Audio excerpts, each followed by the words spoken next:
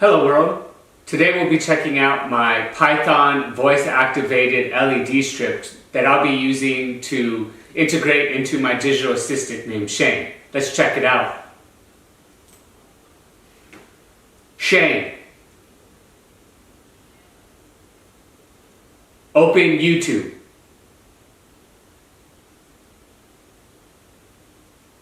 Alright, and YouTube is open. Shane,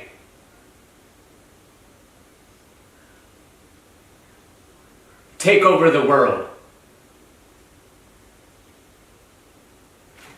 Uh-oh.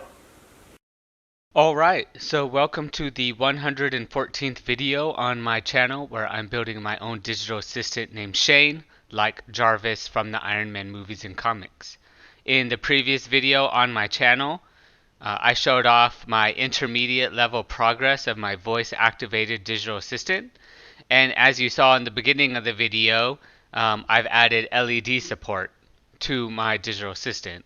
So this is very similar to an Alexa or Siri where the top of it lights up every time it hears your voice. Mine is a very large LED strip because I plan on creating something large. So to do this, we'll go through the steps of how to do this, and the first thing you'll need to do is buy the LED strip, then attach it to an Arduino. So you'll need an Arduino board, and then you'll need to program it in Python. So we'll step through those procedures. And so first we're going to go over the LED strip I bought. So I bought this 60 LED 1 meter, so approximately 3 feet. The voltage is 5 volts. It did not come with a cool connector, so in hindsight, and you'll see when we do the actual connections, that I wish I had the connections that you see here. But it just comes with cold wires like this, which is fine. I made it work, and you'll see how I did that. So if you're going to buy your own LED strip, make sure it's, I don't know if it has to be, but there's different kinds of LEDs. So the 1138, and make sure it's 5 volts because that's what our Arduino board pushes out. So that's the LED strip. So once it arrives, this is the one I bought. It was 30 bucks, it looks like. You'll have to install Arduino if you don't already have it, or buy an Arduino board. So you get your Arduino board, and you go here, and then you download the correct version of Arduino that matches your computer. Then you open it for the first time, and you'll have this right here, an empty script. So what we'll need to do is you'll go to Sketch, Include Library, Manage Libraries, and then a pop-up will show. And we're going to look for the Adafruit Neopixel. So you type that in, and you find it. So if you hover over it or click on it, your install button should be over here. So if you look here, the install is here. So go ahead and install that. I've already did it. You shouldn't have to reset your computer. So what you can do after it's successfully installed, it should say indexing somewhere here. Then you'll need to go to File, Examples, and then scroll all the way down depending on how much libraries you've included. So go to this Adafruit Neopixel and open up the all lowercase Strand Test.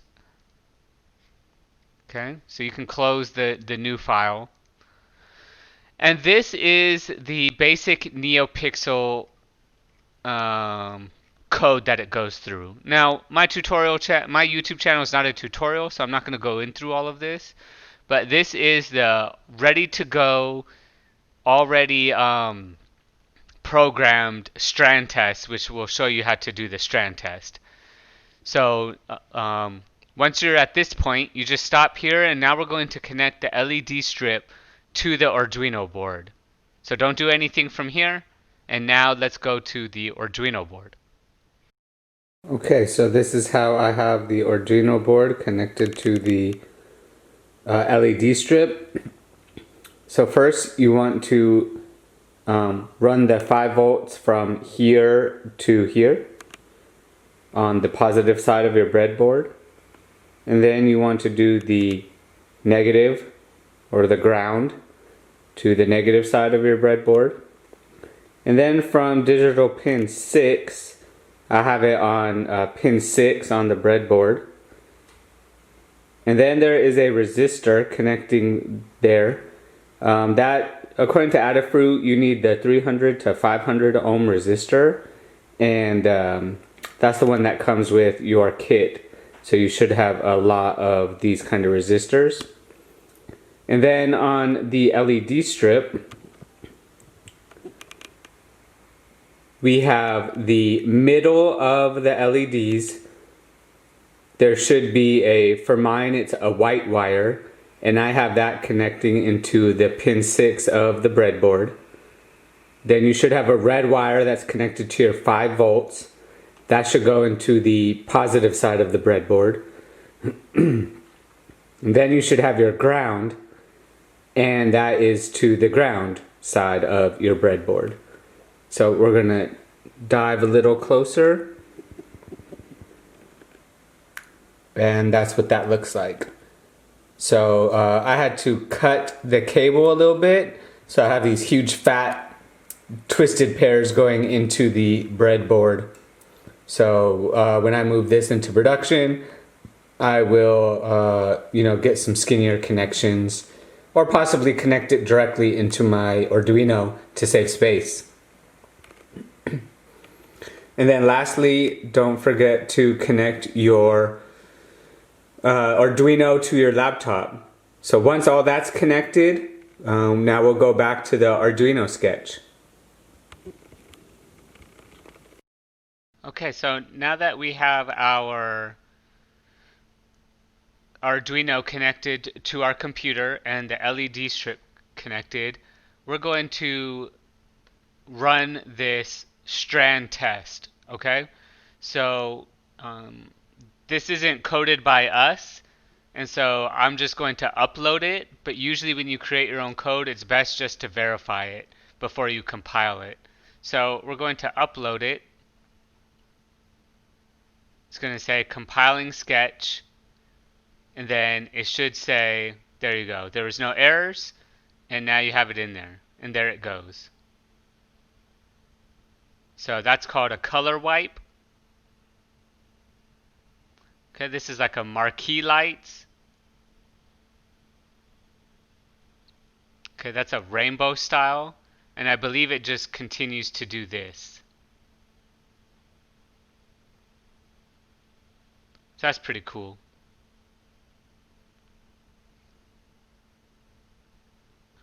Alright, so that again is the code that came with the Arduino. So we can, and it'll just keep going through the code. So what I did was I extracted a bunch of this right here and made my own code. Okay, so I basically just started editing here and saved my own, and I called it strand control. Okay, so let me show you how that works real quick. So since we wrote this ourselves, let's go ahead and verify that the code works. Okay, and then when we upload it, it should stop the previous program. Okay, so our LED strip is now off. And what I've done is the way your Python program connects to your Arduino board is through your USB serial port. And so what that looks like is this. So the serial monitor. And now what I did was when I say Shane loudly, it passes just an L. It could have been anything, but the function I have in Python is called listen, so L for listen. So here we go. And every time I say Shane, as you saw in the introduction video, it will do that. So it lights up, then it goes away. When it does a command successfully, so in the introductory video we did open YouTube, at the end of that, to show you that it did it, it will pass this green color. Alright, and then as a joke, when I said take over the world, it did a blinking, so we'll check that out. And so this was T for take over the world. It doesn't matter what you program it. And there you go. Quick blinks. So let's close this.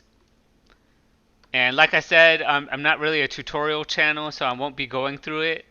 But this is all the original code. LED pin 6. Like I said while we're connecting it, this is LED pin 6. There are 60 pixels. So if you buy something different than mine, make sure that the LED count is up to date. And then this right here is how you establish your Neopixel object. And then this is new code for me. We're going to have an incoming byte, so either from the serial monitor or from Python. Then we're going to set up our, what's it called? Our LED strip. So this is all code. This is my code right here. So serial, capital S, dot begin, 9600, which is the baud rate, and that begins the serial communications. And so, yep, serial is a standard library, so we don't have to import nothing. And this is all the normal stuff that came from the Neopixel. So that's the setup, right? You're establishing all the initial settings that you want. Then we get into the color wipe. So if the serial dot available is greater than 0, so if something comes in through the serial monitor, it's going to read the serial into something called an incoming byte. And if that incoming byte equals H, now this is not Python code. I believe this is C++. So if you're a regular viewer of mine thinking you're going to use my Python skills, this is actually written in C++. So I just want this green color. So what it does is it fills, whenever this is called, it fills this whole strip. So however big the strip is, you're going to fill it with all green colors. And then you're going to clear it all. So clear it all back to turning it off. And then you're going to show the cleared, what's it called? You're going to show the clear, you're going to turn it off basically. That's what strip.clear is. So this color wipe, what it does is it turns on, and you'll see it in a little bit when we go through the function. It's going to turn on everything in a cascading function at 15 milliseconds of green. When I pressed L, it did the same for blue. Then it uses the dot clear and the dot show to turn it off. And then if it's T, what I did for this is it blinks less than 10 times. And this is a 200 millisecond. And I'll show you what that means in a second. Then we clear it, and then we show it, and then you have to add a delay. So basically what it does is it changes them all, it blinks, clears it, and then waits.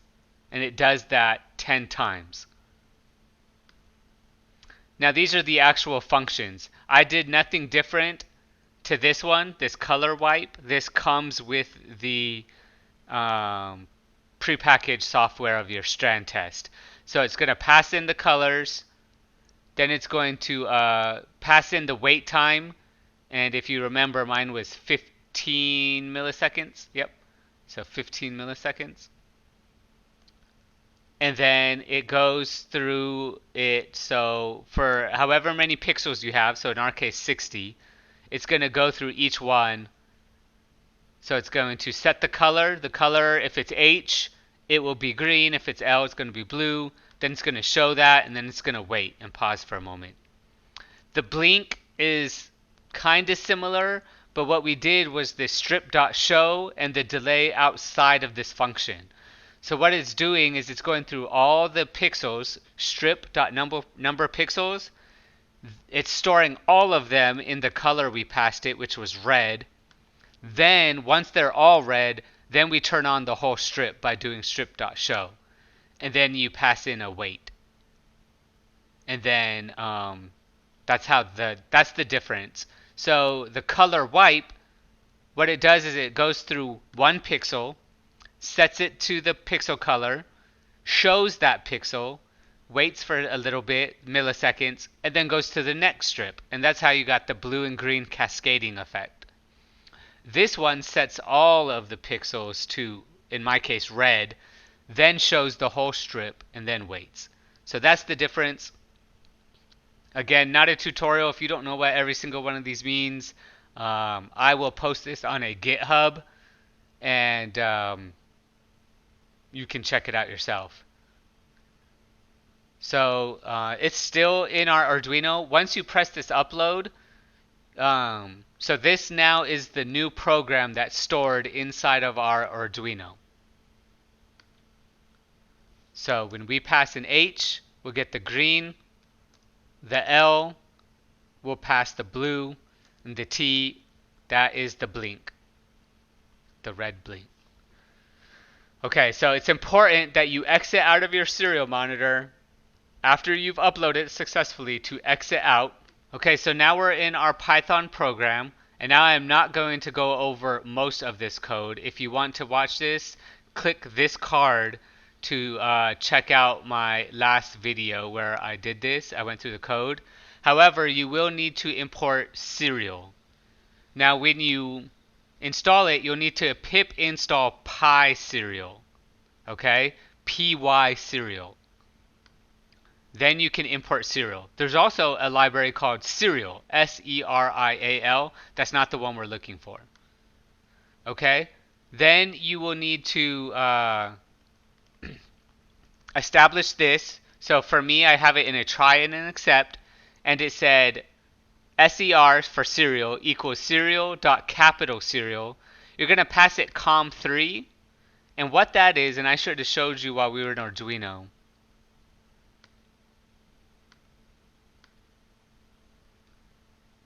is that you'll need to go to Tools, make sure your board is Board Arduino, and your port should automatically find it. So mine is in COM3 Arduino Uno. And then programmer should be Arduino ISP.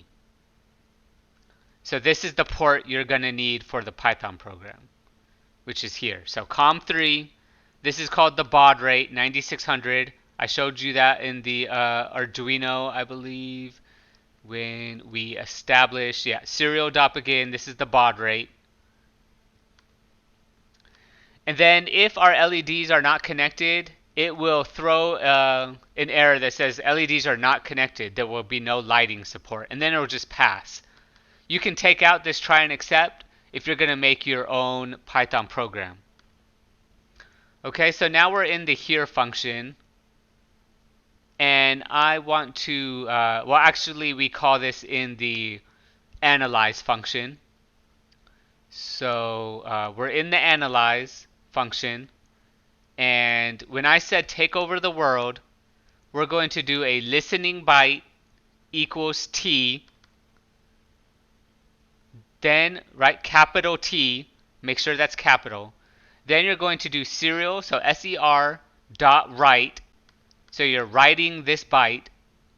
Then you're going to pass it this listening byte dot encode and ASCII. And so what that does is it takes the byte and translates it into the ASCII key for T.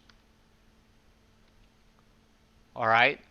And so if I said take over the world, it would pass a capital T to the right of our serial, right? So it writes this to our serial. So you'll see another one when it successfully accomplishes the open YouTube. It's going to establish the listening byte as capital H. Then it's going to ser.write the listening byte dot encode, so it's encoding this capital H. And then same thing in our listening function. So the listening byte is an L, capital L. It writes that, encodes it as the ASCII of capital L. So now when we go into our Python code and we run it, Shane, How can I help you? open YouTube. Opening YouTube. Hey look, it's my channel. You should subscribe to it. Okay, so that was the L and H. So let's try Shane. Shane, How can I help you? take over the world. Skynet activated. There you go. You like how I put that Skynet activated? That's pretty good, right? So I hope you enjoyed this video. I hope you can apply this in your projects. Please subscribe to my channel as I build this voice activated digital assistant or the AI Shane. Thanks for watching. Please subscribe and leave a comment if it did help you. I will be posting a GitHub. I finally have a GitHub after people been harassing me about it. And I will post the Arduino code to the sketch we made. So thanks for watching. Goodbye, world.